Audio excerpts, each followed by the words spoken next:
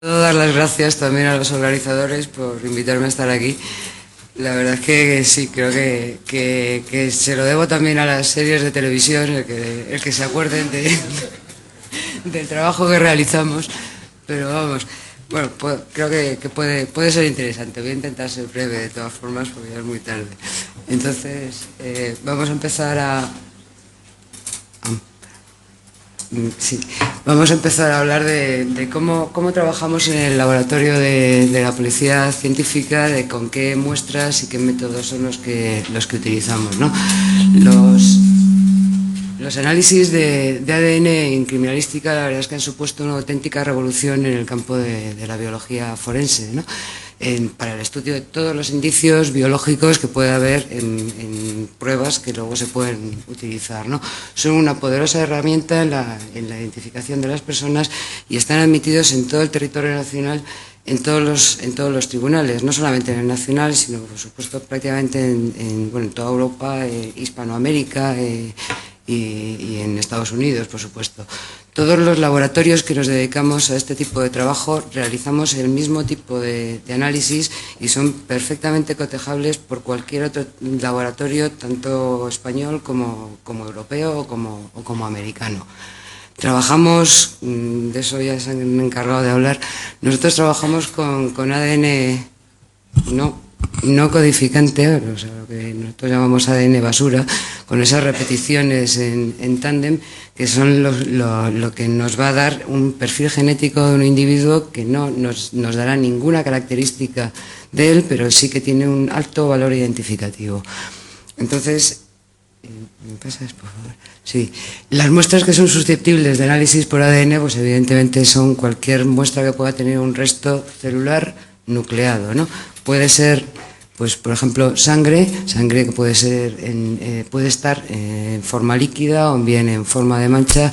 La sangre, con la sangre o bien el esperma, que es lo que tiene que salir ahora, se conserva muy bien. Es decir, si lo que nosotros tenemos es una mancha seca, siempre que esté en un ambiente que no sea húmedo, es susceptible de análisis incluso pasado años. Nosotros hemos analizado de esperma muestras que habían sido analizadas ya por proteínas y al cambiar los métodos, llegar a un juicio, decirnos que si se podían hacer más análisis para aumentar esas probabilidades de identificación, volver a analizar muestras de esperma de 5 años de antigüedad almacenadas en los juzgados sin ningún tipo de cuidado y sin ningún problema, obtenemos buenos resultados.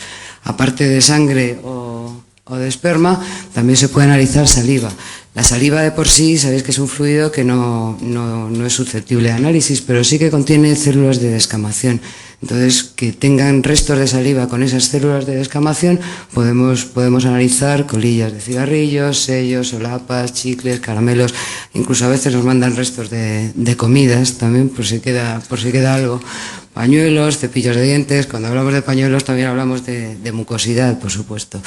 Aparte de esto, se pueden analizar pelos. Los pelos, luego hablaremos también de la cantidad de muestra que tenemos, porque cuando se hacen experimentos a lo mejor se tiene una cantidad de muestra pues buena y además lo que es calidad y cantidad. Nosotros con lo único que contamos es normalmente con muestras críticas, es decir, no podemos pedir, sino que lo que nos traen es lo que se encuentra en el lugar del delito, por decirlo así. Entonces hay veces que disponemos de un solo pelo y ese pelo puede estar arrancado o puede ser caído o puede ser un fragmento de pelo. Dependiendo del tipo de cómo sea ese pelo o ese fragmento, se va a tratar de una forma o de otra. En todo caso, ADN nuclear solamente podremos analizar en los pelos si son arrancados, que tienen el bulbo completo, y entonces se puede realizar el análisis. En otros casos ya veremos que se utilizan otro tipo de técnicas. Aparte de los pelos, hay otro tipo de muestras que se pueden utilizar, que se pueden analizar, son susceptibles de análisis, tejidos, todo tipo de músculos, se pueden analizar también uñas, restos óseos. Los restos óseos normalmente se analizan en identificaciones de cadáveres y luego piezas dentarias que salen muy bien para identificación de cadáveres y sobre todo además para cadáveres calcinados. Sabéis que los dientes son el tejido más duro que tenemos en el organismo, entonces protegen muy bien lo que es la pulpa dentaria y de ahí es de donde extraemos ese ADN para poder después analizar. No son susceptibles de análisis pues muestras como orina, sudor, lágrimas o heces, aunque a veces las mandan, intentamos hacer lo que podemos, pero vamos, eso de sacar el ADN de la huella dactilar de un soporte, pues la verdad es que eso sí que es ciencia ficción. A ver, bueno, el análisis de ADN, sí. Nosotros lo que hacemos normalmente, partimos de una evidencia, de una muestra que nos llega, recogida por inspecciones oculares, y entonces lo realmente importante a la hora de implicar a alguien, claro, es que la policía coja a un sospechoso y entonces podamos tener muestra de ese sospechoso para obtener un perfil genético de ambas muestras. Siempre se realiza de forma separada, aunque las muestras nos lleguen a la vez, ¿eh? O sea, por un lado se realiza la evidencia y por otro lado el sospechoso para que no haya ningún tipo de contaminación. Entonces, una vez que se obtiene los dos perfiles genéticos, pueden pasar dos cosas: que no coincida, en cuyo caso se procede a la exclusión de ese individuo, o que coincida y entonces se produce una inclusión. En el momento que se produce una inclusión, pues se realiza, bueno, siempre se realiza un informe evidentemente técnico, pero la forma de incluir a una persona, es decir, nosotros nunca decimos este esperma o esta sangre es de esta persona. Si no es, evidentemente no es. Pero los resultados se hacen siempre en forma de cálculo estadístico. Es decir, es tantas veces más probable que la evidencia sea así si ha sido producida por este señor o que si ha sido producida por cualquier otra persona elegida al azar de la población española. También es verdad que con las técnicas que se utilizan hoy en día, las probabilidades, los cálculos estadísticos son realmente apabullantes. Es decir, el FBI lo que hace cuando le sale una probabilidad mayor de la población mundial, habla de perfil único y automáticamente le otorga la paternidad, vamos, la autoría del perfil, vamos. Pero nosotros, vamos, por acuerdo de todos los laboratorios europeos, lo que damos es la probabilidad y es el juez el encargado de decir este señor es el que ha donado, por decirlo de alguna forma, el esperma o la sangre en esta muestra o no es, ¿no? Lo que nosotros hacemos, esto sería lo mismo pero un poco más ampliado, partimos de la evidencia, entonces en el momento que a nosotros nos llega, pues imaginemos una camisa, por ejemplo, con manchas que podían ser de sangre, pero también podían ser de colacao o podían ser de heces. Entonces, lo primero que hay que saber es si realmente lo que nosotros tenemos, o sea, qué es lo que nosotros tenemos para poder analizar. Se tienen que realizar pruebas de orientación y de certeza, normalmente son colorimétricas muy rápidas. Y después, si por supuesto no es ninguna de las sustancias que podemos analizar, se olvida el tema y si no, seguimos. Después hay que saber si esa mancha, o vamos, si esa sustancia es humana o no lo es. Una vez que lo tenemos, si sí que es humana, se intenta su individualización. Extraemos el ADN, la forma de extracción de ADN es bastante parecida en todas las muestras, excepto en el esperma. El esperma, sabéis, claro, nosotros lo que recibimos son o bien prendas íntimas de la víctima, o bien lavados vaginales, torundas rectales o vaginales, y entonces en esas muestras van células tanto de ella como del agresor. Entonces, lo primero que hay que hacer a la hora de tener cuando se tiene una muestra de esperma es separar las células femeninas de las masculinas. Eso es, aunque parezca un poco extraño, es bastante fácil porque la cabeza del espermatozoide es muy resistente y entonces tratando la muestra con proteínas AK, incubándola a 56 grados 2 horas, nos hemos cargado las células femeninas y sin embargo los espermatozoides, salvo que estén en muy malas condiciones, siguen intactos. Por centrifugación se separan y entonces tenemos una primera lisis celular con, se supone, el perfil de ella y una segunda lisis celular, que es la que tendremos que hacer después para obtener el ADN de los espermatozoides. Después se procede a una cualificación y cuantificación del ADN y una vez que tenemos la cantidad de ADN ya empezamos con el análisis, en este momento siempre por PCR, se tipa. Entonces pueden pasar dos cosas: una, que haya un cotejo, que es lo que hemos dicho antes, con una muestra del sospechoso y se llega a una exclusión o a una inclusión y a ese cálculo de probabilidades. Si no tenemos un cotejo, una muestra de un sospechoso para comparar, lo que hacemos es que disponemos de una base de datos de evidencias, es decir, nosotros ese perfil genético lo introducimos en una base de datos en las que están todos los perfiles como anónimos, lo único que tienen es el número de muestra y el número de asunto con el que se ha analizado, y entonces lo que se puede establecer es una relación de delitos que ha cometido una persona con un mismo perfil genético. Cuando se captura al sospechoso, pues si coincide con ese perfil genético, se le va a acusar de todos los delitos que estén implicados con ese perfil genético. Esto es importante, luego lo veremos, porque generalmente, sobre todo en casos de agresiones sexuales, los delincuentes suelen ser bastante reincidentes, con lo cual hemos tenido casos, como ya veremos después, que se les han metido unas cuantas violaciones.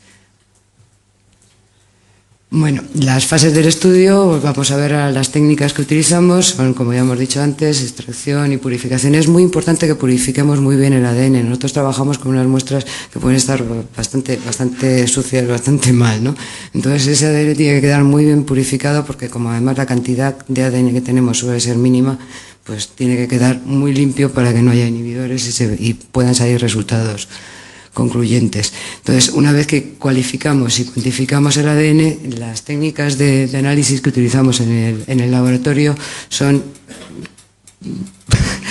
Ahora, normalmente siempre utilizamos actualmente PCR, evidentemente. Cuando empezamos a trabajar con ADN se utilizaba lo que eran los VNTRs, eran repeticiones en tándem, pero mucho más grandes, era lo que se llamaba la huella genética, y entonces el análisis se hacía por hibridación con sondas de locus único, etcétera. Eran técnicas muy largas y además necesitábamos una gran cantidad de ADN. Solamente se podían hacer con muestras de esperma, porque era donde más ADN teníamos, es decir, en una violación, en una eyaculación se liberan miles de espermatozoides, entonces eran las únicas muestras en las que se podía trabajar con ADN. Necesitábamos del orden de 2 nanogramos por microlitro de concentración para realizar los análisis, mientras que ahora, gracias a la PCR, la verdad es que se puede analizar incluso un fragmento de pelo. Es decir, nosotros trabajamos ahora con concentraciones que van de 0,036 a 0,1 nanogramos microlitro, que comparado con los 2 nanogramos que necesitábamos antes, la verdad es que ha sido una ventaja tremenda. Entonces, normalmente siempre se analiza por PCR un ADN nuclear, pero en determinadas muestras, como ahora veremos, cuando la técnica de ADN nuclear se queda corta porque el ADN está degradado, etcétera, como veremos, o simplemente porque queremos aumentar esa frecuencia a la hora de dar unos resultados, también se pueden analizar las muestras por ADN mitocondrial. El ADN mitocondrial tiene muchas ventajas, también tiene inconvenientes, como veremos también, y luego otra forma de análisis que tenemos es la de cromosoma Y, que se utiliza antes solamente para agresiones sexuales, pero también se está utilizando en el resto de muestras de sangre, sobre todo cuando hay mezclas, para saber cuántos individuos varones puede haber en esa mezcla, ¿no?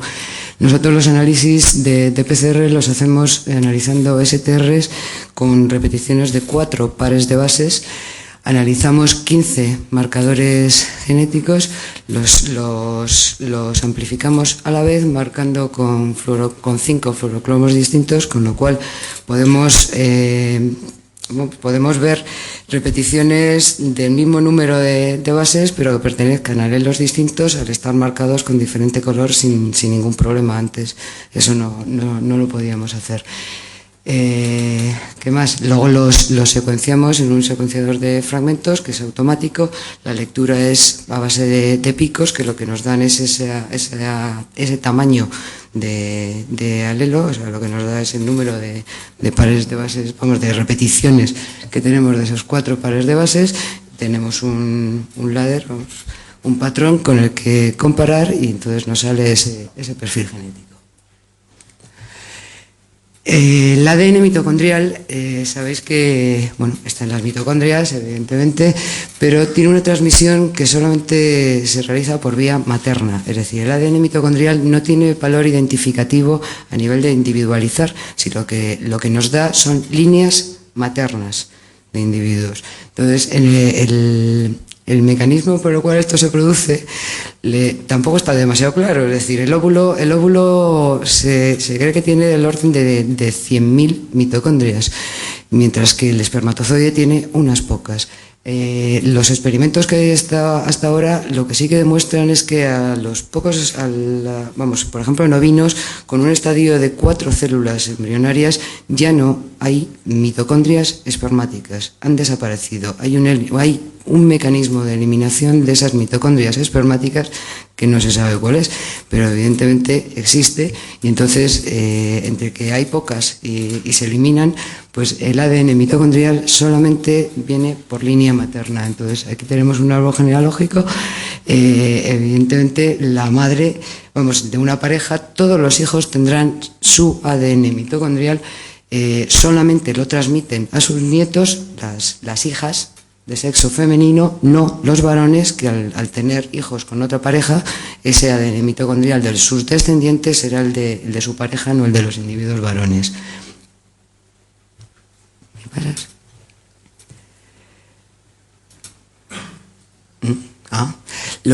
El ADN mitocondrial normalmente se utiliza en muestras que están muy degradadas, o bien por condiciones ambientales o por su antigüedad.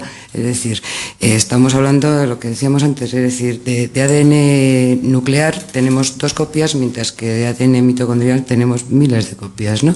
Entonces, en condiciones extremas, si ese ADN está degradado, al final vamos a tener que contar con ese ADN mitocondrial. Una identificación bastante famosa por ADN mitocondrial, ¿no? Bueno, iba por ella después, pero vamos, no, iba a hablar de que una identificación bastante famosa era la de la familia El Zar. El Zar y su familia se hizo mediante ADN mitocondrial porque los restos no permitieron una extracción de ADN nuclear, ¿no? En muestras con poca cantidad de pelo, que era lo que decíamos antes, de pelos caídos que tienen el bulbo telogénico muy degenerado ya, o en fragmentos de pelos, siempre se hace el análisis por ADN mitocondrial también. Y por supuesto, por lo que hemos dicho, que el establecimiento es simplemente relaciones familiares vía materna y no una individualización de un ADN. Este es otro de los casos que se hicieron por ADN mitocondrial aquí en España. Este es el famoso caso, el famoso cráneo, el presunto cráneo de Antonio Anglés. Si os acordáis, era uno de los implicados en el asesinato de las niñas de Alcácer. A este hombre se le perdió la pista en Lisboa, se le vio en un carguero que iba hacia Irlanda, se le detuvo en el carguero, se le metió en un camarote. Cuando llegó a Dublín el barco, no estaba. Se pensó que había saltado y al cabo de los 6-7 meses aparecieron unos restos óseos en el puerto de Dublín. Tiene hasta lapas pegadas, no sé si se ven, pero tiene pequeñas lapitas. El caso es que la policía irlandesa intentó extraer ADN para realizar una paternidad. Entonces no lo consiguieron y nos mandaron el cráneo y un resto de masa encefálica que habían sacado y que lo tenían congelado sin tocar. Cuando llegó aquí el cráneo, intentamos, de hecho se obtuvo el ADN mitocondrial, no se pudo extraer ADN nuclear del molar que está ahí derecho, y se realizó una paternidad con su madre y con una hermana. El ADN mitocondrial no tenía absolutamente nada que ver y evidentemente ese cráneo no era de Anglés, o por lo menos, no era de Anglés, evidentemente no era. Una curiosidad sobre este caso es que una vez descongelada la masa encefálica que nos mandó la policía irlandesa, resultó ser un pez, con sus espinitas y todo. Pero vamos. Bueno, esto es otro caso resuelto por ADN mitocondrial. No era realmente un caso policial, pero sí que era un caso digamos que de humanidad, ¿no? Y de identificación de cadáveres. Fue una avioneta que se estrelló en Tarragona. Y entonces iban dos chicas jóvenes muy parecidas y los cadáveres quedaron destrozados. Entonces la familia quería primero saber qué eran ellos y cada familia quería enterrar a su cadáver. En este caso se realizó ADN Bueno, mitocondrial se hizo mitocondrial y se hizo también nuclear, ¿no? Pero la extracción de ADN en este caso se realizó de esternón y de costillas, porque los fémures estaban totalmente destrozados y no salían. Entonces, decir que son unos huesos muy agradecidos a la hora de extracción de ADN, tanto esternón como costillas, porque son ricos en médula ósea roja, que bueno, pues producen glóbulos rojos, que son células anucleadas, pero claro, como tienen glóbulos rojos, en todos los momentos de su formación hay muchas células nucleadas, y entonces salen muy bien los análisis, ¿no? Por supuesto, se identificaban los 2 cadáveres y se devolvieron a sus familias. Vamos a hablar del cromosoma Y. El cromosoma Y, sabéis que es el cromosoma más pequeño humano, se transmite de padres, individuos varones, a hijos, exclusivamente es el que da que el individuo sea varón. Y entonces a nosotros nos sirve de mucho. También volvemos a lo mismo como con el ADN mitocondrial. No vale para individualizar, pero sí para dar una línea familiar por línea, o sea, por parte masculina, ¿no? Por parte paterna.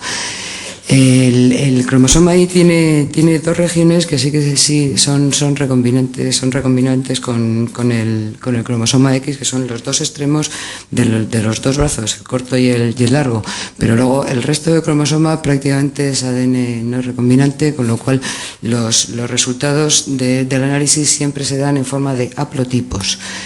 ¿Qué decir de él? Pues que se analizan, por supuesto, también microsatélites de repeticiones de 4 pares de bases, y que actualmente tenemos puesto en...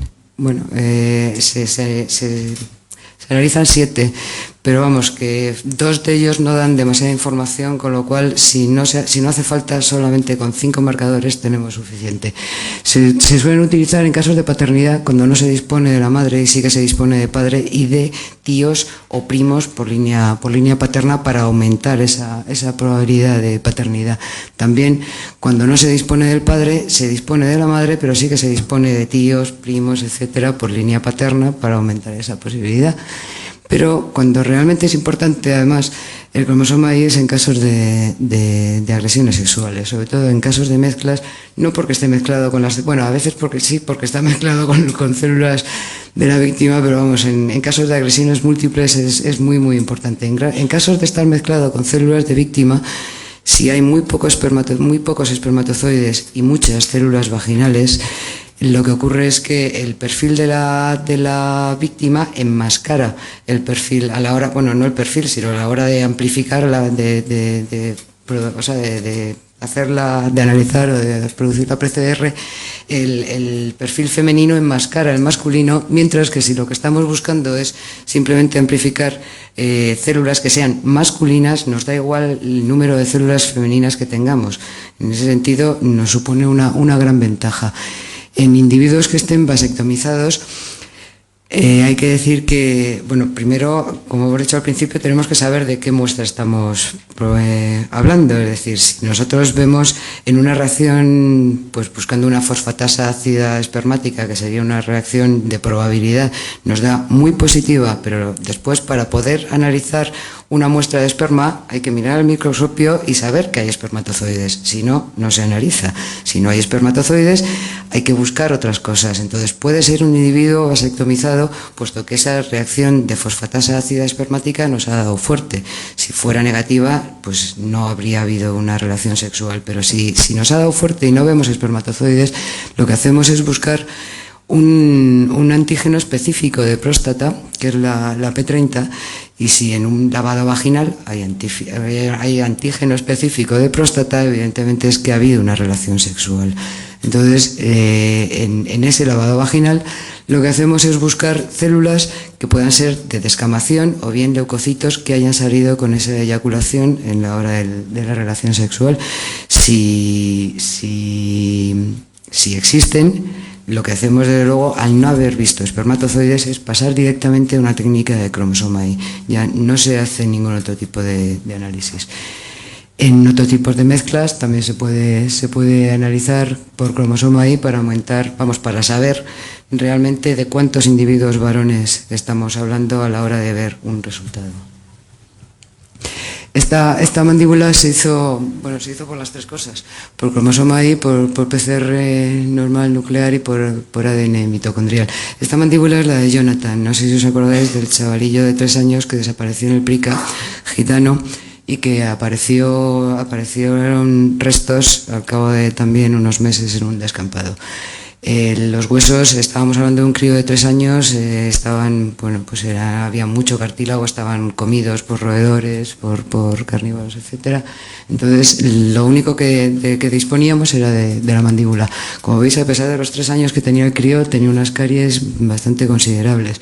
Entonces, a pesar de, claro, al estar tan mal conservadas, intentamos realizar un análisis normal de ADN nuclear con aquel molar de allí, el último, era dentición de leche, claro está, y no salió, de ahí salió ADN mitocondrial, pero hicimos una radiografía de la mandíbula y nos dimos cuenta que por dentro estaban ya los gérmenes de la dentición definitiva.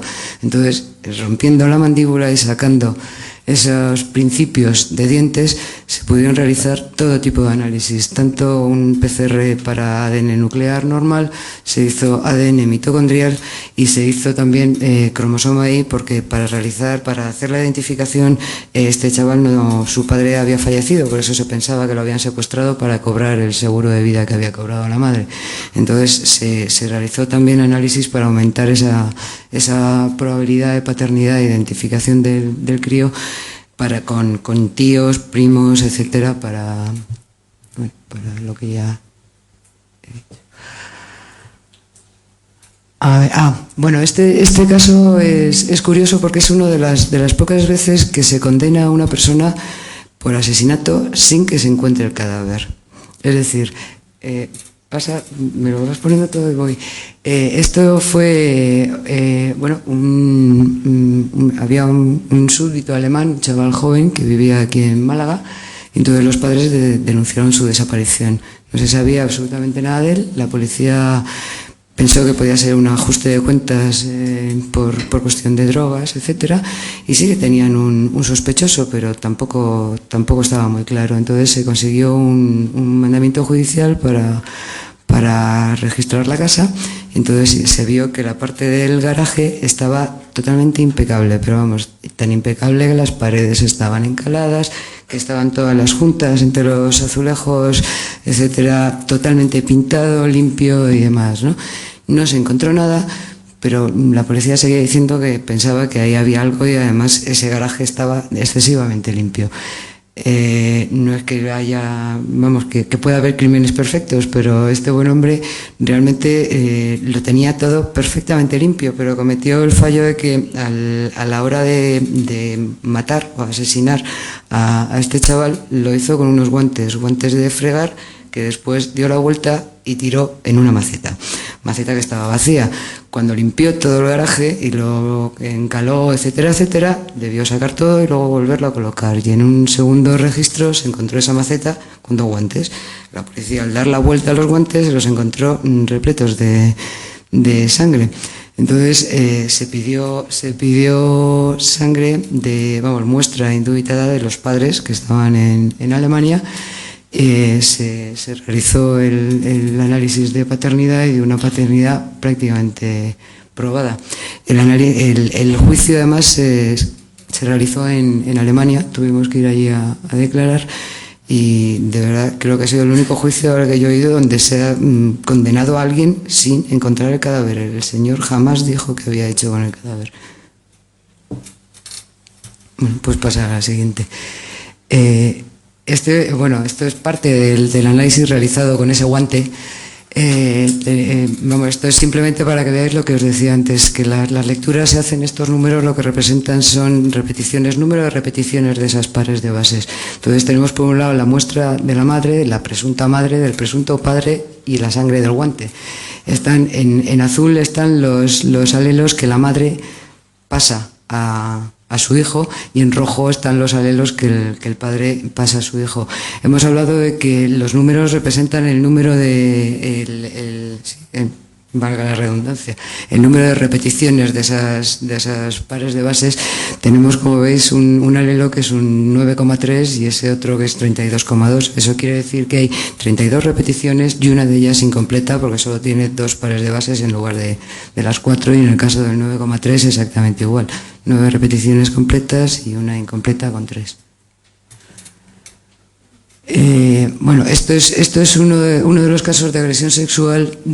Ahora tenemos a otros que tienen más agresiones, vamos, que están implicados en más agresiones, pero en el año 77, cuando fue detenido en Madrid, era el agresor sexual más reiterativo que teníamos.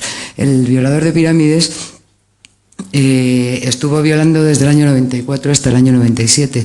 Durante ese tiempo nosotros le teníamos localizado en 16 violaciones, pero había otros laboratorios que también le tenían. El problema es que al no tener una base de datos no le habían relacionado con los hechos. Entonces, durante ese tiempo, que era lo que decíamos de la base de datos, lo bien que viene, y lo bien que viene la prueba de ADN, porque en determinados delitos, y sobre todo en agresiones sexuales, el nerviosismo del momento y, aparte de eso, lo que tarda después en poder capturar al sospechoso o al presunto autor de los hechos, puede hacer que las víctimas se equivoquen a la hora de identificar. En este caso nos mandaron muestra de 5 sospechosos y ninguno de ellos correspondía con el perfil del violador, y lo habían identificado las víctimas. Entonces, una vez que se detuvo a este señor, pues ya se obtuvo su perfil genético y se le implicó en 16 violaciones nuestras, más otras tantas. Bueno, al final se condenó a 600 años de cárcel, que recordar que por 23 en total, 23 violaciones.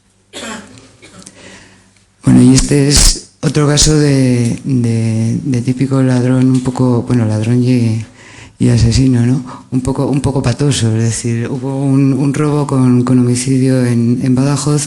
Utilizaron para disfrazarse unos monos de faena.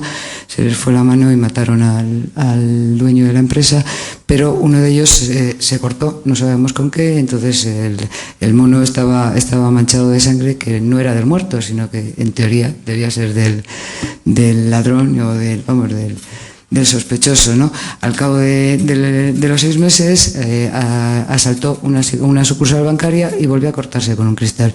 Volvimos a analizar esa sangre y resultó ser el mismo.